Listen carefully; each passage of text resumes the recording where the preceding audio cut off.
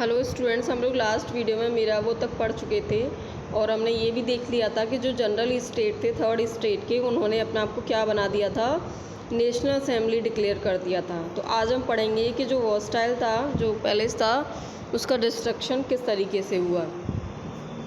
ये मैंने आपको शुरू में ही बताया था कि 14 जुलाई 1789 में क्या हुआ था कि फ्रांस की रिवॉल्यूशन शुरू हुई थी, लेकिन उससे पहले सिचुएशन क्या बनी थी वो हमने बताई थी आपको। तो अब देखो आगे कि जो नेशनल असेंबली थी, यानी जो थर्ड स्टेट के लोग थे, जनरल स्टेट, वो नेशनल असेंबली के रूप में हो गए थे। तो वो लोग क्या कर रहे थे, वो एक तरफ तो वर्साइल में क्या कॉन्स्टिट्यूशन को ड्राफ्ट कर रहे थे, लेकिन दूसरी तरफ क्या हो रहा था कि जो पूरा यूरोप था वो बहुत ज़्यादा प्रॉब्लम्स फेस कर रहा था। और एक ऐसी सिचुएशन उस टाइम पर बनी, ऐसी सिचुएशन उस टाइम पर बनी कि जो महिलाएं थीं, कुछ लेडीज़ थीं जो क्या कर रही थी, एक बेकरी की दुकान पर खड़ी थी, एक बेकरी शॉप पर खड़ी थी। बहुत लंबा टाइम स्पेंड करने के बाद एक बेकरी शॉप पर वो गुस्से में आई महिलाओं ने क्या किया, जो विमेन थी उन्होंने शॉप पर, जो बेकरी शॉप थी उस पर अटैक कर दिया। और तभी राजा ने at the same time king order troops to move into Paris. और तभी राजा ने क्या किया कि जो अपने ट्रूप्स थे उनको ऑर्डर दिया कि वो पेरिस के अंदर चले जाएं, पेरिस में वो ध्यान दें कि आखिर क्या हो रहा है। तो वहीं पर जब मैंने आपको बताया था शुरू में कि क्या हुआ था कि जब राजा ने ट्रूप्स को पेरिस में भेजा था तो लोगों के अंदर ये र्यूमर फैलने लगा था कि राजा ने जो ट्रूप्स हैं उनको ऑर्डर दे दिया है कि आप पेरिस में जाइए और आप लोग जो पीपल हैं, जो कॉमन पीपल हैं, जो सिटीजन्स हैं, उनके ऊपर ओपन फायर कर सकते हैं। तो ऐसा र्यूमर था लोगों के बीच में, ऐसा था नहीं बट लोगों के बीच में ऐसा र्यूमर था। तो उसी के चलते क्या हुआ कि 14 जुलाई को जो बहुत ज़्यादा गुस्साए हुए लोग थे उन्होंने क्या किया था, वॉस्टाइल को डिस्ट्रॉय कर दिया। मैंने आपको पूरी स्टोरी स्टार्टिंग में बताई थी कि किस तरीके से लोग नाराज़ हुए, किस तरीके से उन्होंने जन आर्मी बनाने की डिसीज़न लिया और उसके बाद जो है वहाँ पर वॉस्टाइल की जेल पर अटैक किया और उसके कमांडर को मार दिया और वहाँ पर 7 प्रिजनर्स थे उनको फ्री कर दिया। ये सारी चीज़ें हम ऑलरेडी समझ चुके हैं फर्स्ट वीडियो में। आफ्टर दैट जब इतना सारा रिवॉल्ट फेस किया लुई 16 ने, तो उसको लगा कि भाई मेरी तो पावर बिल्कुल चली जाएगी। तो फाइनली उसने जो नेशनल असेंबली थी उसको एक्सेप्ट कर लिया, उसको रिकॉग्नाइजेशन दे, उसको पहचान दे दी नेशनल असेंबली को। दूसरा उसने ये भी एक्सेप्ट कर लिया कि उसकी पावर्स पर जो है आज से क्या होगा कि जो कॉन्स्टिट्यूशन है उसके द्वारा चेक की जाएंगी, उसकी जो पावर है उनके ऊपर किसका असर रहेगा, कॉन्स्टिट्यूशन का, और कॉन्स्टिट्यूशन उसके पावर्स को चेक करेगा कहाँ पर गलत है और कहाँ पर सही है। On the night of 4 August 1789 the assembly passed a decree abolishing the feudal system and taxes. 4 अगस्त 1789 यानी 4 अगस्त 1789 को जो नेशनल असेंबली थी उसने एक डिग्री पास किया और उसमें उसने क्या किया कि जो फ्यूडल सिस्टम था उसको ख़त्म किया। दूसरा जो टैक्सेस लगे हुए थे लोगों के ऊपर बहुत ज़्यादा, उनको भी ख़त्म किया। और जो टैक्स का टैक्स लगा हुआ था उसको ख़त्म किया उन्होंने। और चर्च के द्वारा जितनी भी ज़मीन थी उसको जब्त कर लिया, उसको क्या कर लिया, कॉन्फिस्केटेड कर लिया, उसको उनसे ले लिया चर्च से, क्योंकि चर्च ने बहुत सारी ज़मीन लोगों से ले रखी थी। उसके बाद आती है बात कि फिर फ्रांस क्या बन गया, एक कॉन्स्टिट्यूशनल मोनार्ची बन गया। तो कॉन्स्टिट्यूशनल मोनार्ची देखो, France becomes a constitutional monarchy. किस तरीके से बना France constitutional monarchy, national assembly completed the draft. जब नेशनल असेंबली ने जो कॉन्स्टिट्यूशन का ड्राफ्ट था वो कब कंप्लीट कर लिया, 1789 में कंप्लीट कर लिया। और इसका मेन ऑब्जेक्ट था कि जो मोनार्च है उसकी पावर को लिमिट में लाया जाए, यानी कि राजा या जो मोनार्चिकल सिस्टम है उसके ऊपर कॉन्स्टिट्यूशन का पावर रहेगा, जिससे कि वो बहुत ज़्यादा अपनी पावर का मिसयूज़ नहीं करेंगे।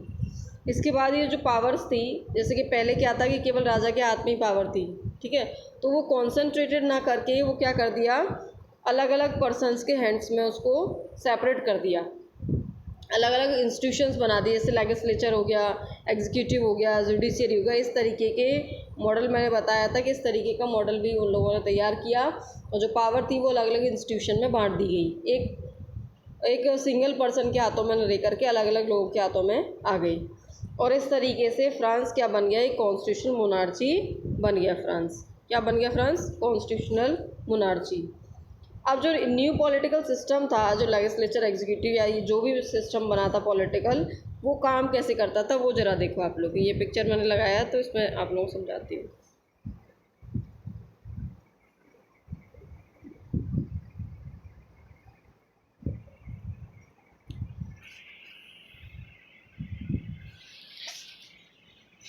देखो,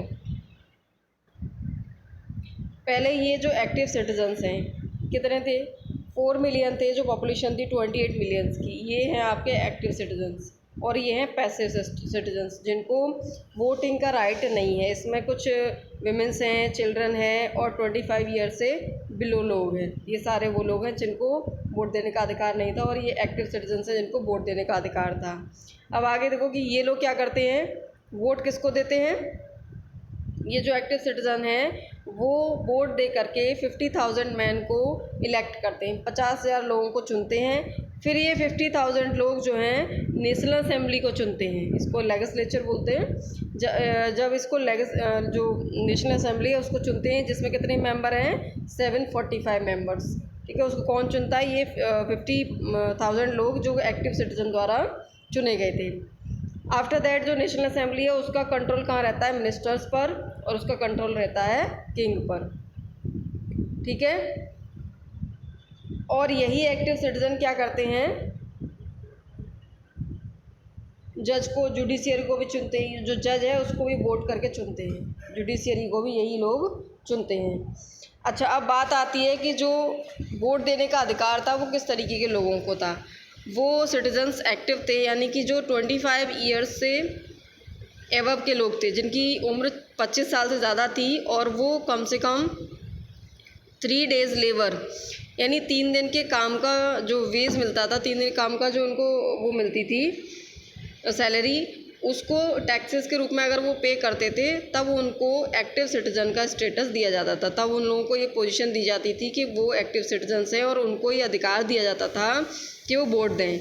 लेकिन जो अदर मैन रह गए जो नहीं दे पा रहे हैं टैक्स, या फिर जो विमेन हैं, वो सब किस में आ गए, वो पैसिव सिटीजन्स में आ गए। उन लोगों के पास कोई भी मतलब राइट नहीं था वोट देने का। ठीक है, तो आई होप ये क्लियर हो गया होगा आपको किस तरीके से वहाँ पर लोग चुने जाते थे। इसके बाद एक कॉन्स्टिट्यूशन बना, कॉन्स्टिट्यूशन के लिए डिक्लेरेशन हुआ।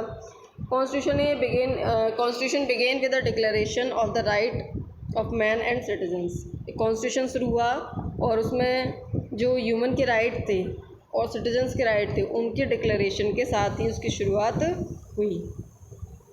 कौन कौन से राइट थे, जैसे right of life, right to freedom of speech, बोलने का जो अधिकार हो, freedom of opinion, equality before law.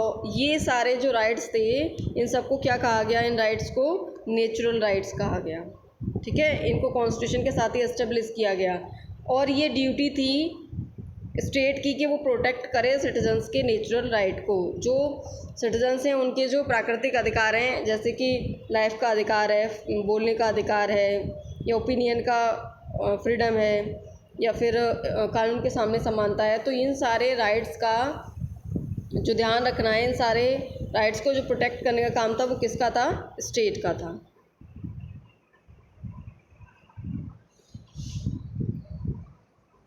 ये पूरे राइट्स के लिए ये पिक्चर है कि कौन कौन से क्या था, वो सारे राइट्स इसमें दिए हुए हैं। यानी कि जो ये डिक्लेरेशन है मैन एंड सिटीजन्स के राइट्स का, पूरा परफॉर्मा उन्होंने तैयार किया था। अब आती है political symbol of France. Political symbol क्या क्या थे फ्रांस के, तो वो ज़रा समझ लो। कि जैसे है, पहला है द ब्रोकन चेन। ये जो ब्रोकन चेन है जो आप देख रहे हैं पिक्चर में, इस चेन का क्या काम था कि एक तरीके से ये सिंबल इस चीज़ का था कि लोग जो हैं स्लेव से फ्री हो चुके हैं, दासत्व से फ्री हो गए हैं। तो एक तरीके से जो फ्री होने के लिए इस चेन को बनाया गया था, कि ब्रोकन चेन किस लिए है, कि लोग दासत्व से फ्री हो गए हैं। नेक्स्ट है द बंडल ऑफ रॉड्स और फेस्किस। तो जो बंडल है रॉड्स का, इसके अकॉर्डिंग ये है कि भाई एक रॉड जो है इजीली तोड़ी जा सकती है, और पूरा जो बंडल है वो तोड़ा नहीं जा सकता है। तो ये एक स्ट्रेंथ थी यूनिटी की, यानी कि इसको इसलिए दिखाया गया कि भाई यूनिटी में रहना है, यूनिटी में पावर होती है, इसलिए इस बंडल को, जो रॉड्स का बंडल है, इसको लाया गया था। नेक्स्ट है the I with in a triangle radiating light. Radiating light जो आइज़ का है, तो यहाँ पर ये नॉलेज देता है कि आँखें, जो आइज़ हैं वो नॉलेज के लिए यहाँ पर दिखाई गई है, और जो सन की रेज़ हैं वो कहीं ना कहीं जो इग्नोरेंस के क्लाउड्स हैं उनको हटा देती है। तो इस तरीके से जो आइज़ है किसके लिए रखी गई है? आई नॉलेज के पर्पज़ से। अगला सिंबल है स्केप्ट्री। ये सिंबल है रॉयल पावर का, ठीक है। पहले रॉयल पावर का जो राजा वगैरह होते थे उनके पास मोस्टली ये देखने को मिलता था, तो ये रॉयल पावर का सिंबल है। नेक्स्ट है snake biting its tail to form a ring. जो यहाँ पर ये आपको स्नेक दिखाई दे रहा है, ये कैसा है? पूरा राउंड शेप में है कि अपनी टेल को ये काट रहा है। तो ये एटर्निटी का सिंबल है, यानी कि किसी इसका कोई और छोर नहीं है रिंग का, और ये कभी ख़त्म न होने वाली है। नादर बीइंग नॉर एंड, ना तो इसकी शुरुआत है और ना ही इसका एंड है, ठीक है। Red Phrygian caps. अब ये कैप किस लिए था? ये कैप जो है, जो वो होते थे, जो स्लेव होते थे, वो जब फ्री हुए तो उन्होंने इस तरीके की रेड कैप को एक्सेप्ट कर लिया कि हम लोग अब फ्री हो चुके हैं। तो इस तरीके के कैप को उन्होंने एक्सेप्ट कर लिया, और उसी के लिए इसको रेड कैप को दिखाया जाता है। नेक्स्ट है ब्लू वाइट रेड। ये जो ब्लू वाइट रेड कलर है, रेड वाइट और ये ब्लू, ठीक है, ये 3 कलर्स हैं, वो किस लिए हैं? नेशनल कलर हैं फ्रांस के। क्या है ये? नेशनल कलर है फ्रांस के। तो ये सब दिखाया गया है यहाँ पर। नेक्स्ट है द विंग्ड वेमेन। ये जो विंग्ड वेमेन है वो क्या है? ये लॉ की पर्सोनिफिकेशन है, कि लॉ का एक प्रतिरूप है, कानून का, ठीक है। नेक्स्ट है द लॉ टेबल। ये लॉ टेबल क्या है? ये सबको समान रूप से कानून दे, और कानून के सामने सबको समानता दे, इसलिए ये टेबल बनाई गई है। तो ये सारे सिंबल हैं जो कि फ्रांस के पॉलिटिकल सिंबल कहे जाते हैं। और फ्रांस के अंदर जब न्यू पॉलिटिकल सिस्टम लागू हुआ तो इन सिंबल्स को भी लाया गया। तो इस तरीके से यहाँ तक हम लोगों ने समझ लिया है, और इससे आगे है कि किस तरीके से मोनार्च का एवोल्यूशन हुआ था फ्रांस के अंदर, और फ्रांस रिपब्लिक बना। तो ये सारी चीज़ें हम नेक्स्ट वीडियो में पढ़ेंगे। आज के लिए सिर्फ इतना ही।